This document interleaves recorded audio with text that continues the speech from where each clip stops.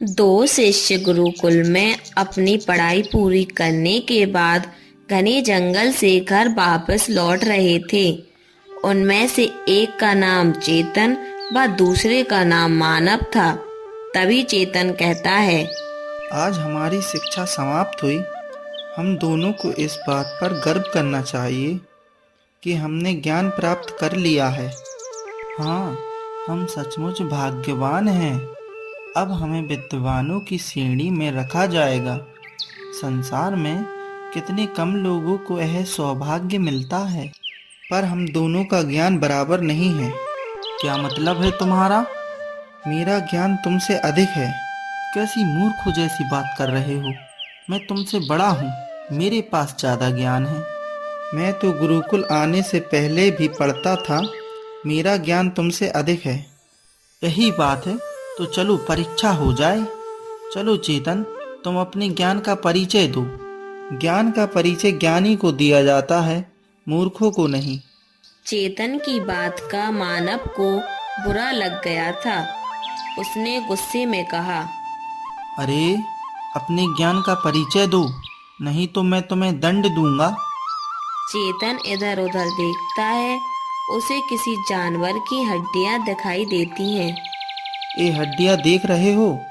हाँ, मैं अपने ज्ञान से बता सकता हूँ कि ये हड्डियां शेर की हैं।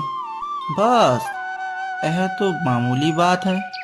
मैं तो अपने ज्ञान से इन हड्डियों पर मांस, उनमें रक्त और उसके ऊपर खाल मढ़ सकता हूँ। तो मैं मंत्र पढ़ता हूँ। मानव मंत्र पढ़ता है और शेर की हड्डियों पर मांस, उनमें रक्त और उसके ऊपर खाल आ जाती है। अरे हाँ, ये तो हो गया। लेकिन क्या तुम इसमें प्राण डाल सकते हो? नहीं, पर यह तो तुम भी नहीं कर सकते। मैं इसमें प्राण भी डाल सकता हूँ, पर ऐसा मत करना। क्यों?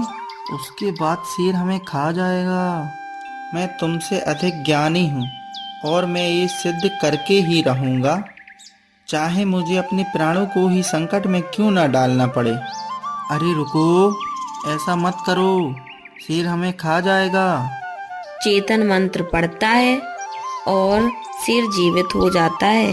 भूखा शेर दहाड़ता है। अब हम बच नहीं सकते, शेर हमें खा ही जाएगा। अरे बे देखो, वह कौन आ रहे हैं? अरे, वे तो गुरुजी हैं। गुरुजी अपने शिष्यों को अच्छी तरह समझते थे कि उन्होंने ज्ञान तो प्राप्त कर लिया, लेकिन ज्ञान के साथ साथ उनमें अहंकार भी था, जिससे ना तो कभी स्वयं का भला हुआ और ना ही दूसरों का। गुरुजी पास आ जाते हैं। गुरुजी, हम लोग संकट में पड़ गए हैं।